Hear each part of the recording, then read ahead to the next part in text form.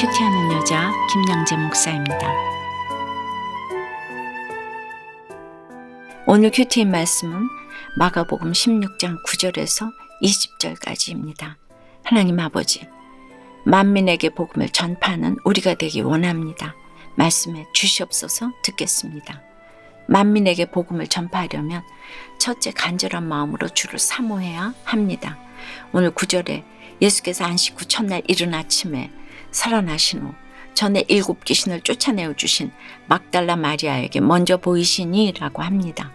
그런데 여러분, 어제 16장이 시작되며 안식 후 첫날 매우 일찍이 해 돋을 때에 막달라 마리아와 야고보의 어머니 마리아와 살로메가 예수의 시신에 바르려고 향품을 가지고 무덤으로 갔잖아요. 그리고 바로 요한 8절에서도 보았지만 여자들이 몹시 놀라 떨며 나와 무덤에서 도망했는데 주님은 왜 막달라 마리아에게만 부활하신 모습을 먼저 보이셨을까요?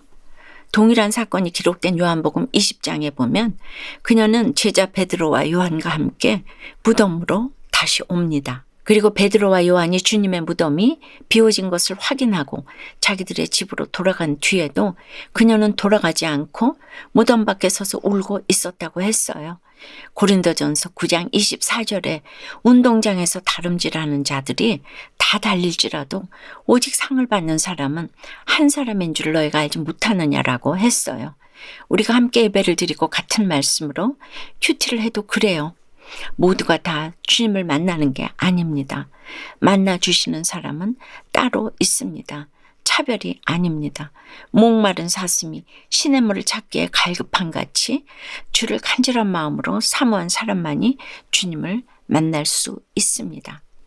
여러분 어떠세요?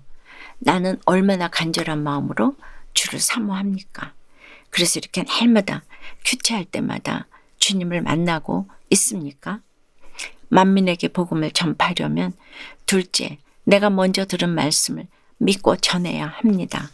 10절에 마리아가 가서 예수와 함께하던 사람들이 슬퍼하며 울고 있는 중에 이 일을 알림해라고 합니다. 우리도 사업이 망하고 실직하고 사별과 이혼 때문에 슬퍼하며 울고 있는 지체들을 찾아가야 합니다.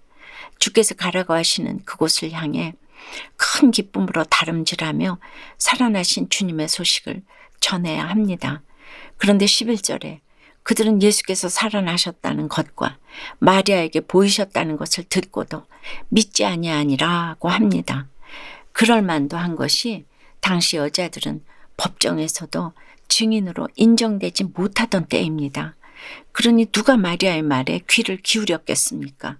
12절 13절에 보니 그 후에 그들 중 2사람이 걸어서 시골로 갈 때에 예수께서 다른 모양으로 그들에게 나타나시니 2사람이 가서 남은 제자들에게 알리었으되 역시 믿지 아니하니라고 합니다. 3일 만에 다시 살아나리라는 말씀을 직접 들은 제자들조차도 처음에는 이렇게 예수님의 부활을 믿지 않았어요. 그러므로 14절에 그 후에 11제자가 음식 먹을 때에 예수께서 다시 나타나셔서 제자들의 믿음 없는 것과 마음이 완악한 것을 꾸짖으십니다. 믿음은 보이지 않는 것들의 증거요.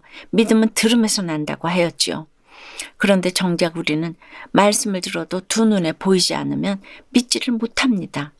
제가 시집살이 고난에 남편 고난에 죽을 뻔하다가 주님의 은혜로 살아났다고 하면 시집살이가 무슨 고난이냐, 그게 예수 믿는 것과 무슨 상관이냐 하는 사람도 있지요. 주님의 은혜로 죽을 병이 치료되고 그래서 다시 살아났다 하며 우리가 아무리 간증해도 그게 정말이야? 의심하는 사람도 있습니다. 그렇다고 전도를 포기해선 안 됩니다. 15절에 너희는 온 천하에 다니며 만민에게 복음을 전파하라고 하십니다. 복음 전파는 해도 되고 안 해도 되는 게 아니에요. 반드시 해야 하는 명령입니다. 그러므로 오늘부터라도 내게 붙여주신 가족과 직장 동료, 이웃들에게 내가 먼저 듣고 믿고 누리고 있는 말씀을 전해야 합니다. 구원을 얻게 하느냐, 정죄받게 하느냐가 다 여러분의 손에 달려 있습니다. 적용 질문 드립니다. 말씀을 믿지 않고 내 마음이 완악함으로 말미암아 꾸짖음 당했던 사건이 있습니까? 오늘 내가 말씀을 들고 찾아가야 할 사람은 누구입니까? 만민에게 복음을 전파하기로 결단하면 셋째, 내 인생에도 표적이 따릅니다. 주님이 함께 역사하십니다. 17절에 믿는 자들에게는 이런 표적이 따르리니 라고 합니다. 예수님은 사명을 맡기실 때 일방적으로 책임과 의무만을 강요하지 않으십니다. 함께 역사하시며 사명을 능히 감당할 수 있는 능력을 반드시 더해 주십니다. 곧 그들이 내 이름으로 귀신을 쫓아내며 새 방언을 말하며 뱀을 집어 올리며 무슨 독을 마실지라도 해를 받지 아니하며 병든 사람에게 손을 얹은즉 나으리라 하십니다. 내가 오늘부터 사명을 감당하기로 결단하면 음란 귀신, 게임 귀신을 주님의 이름으로 다 쫓아내 주십니다. 죄송해요. 제가 잘못했어요. 사랑해요. 네, 잘 알겠습니다. 생전에 절대로 하지 못하던 말들이 새 방언이 되어서 터져 나옵니다. 내 인생에 이런 표적이 따르지 않는다면 먼저 사명이 없는 내 믿음 생활부터 점검해 보아야 합니다. 오늘부터 당장 복음을 들고 나아가야 합니다. 그리하면 반드시 주님이 함께 역사하시고 표적이 따르는 은혜가 있을 것입니다. 적용 질문이에요. 사명을 감당하면서부터 내 인생에 따르게 된 표적은 무엇입니까? 주님이 함께 역사하심으로 쫓아낸 나의 귀신은 무엇입니까?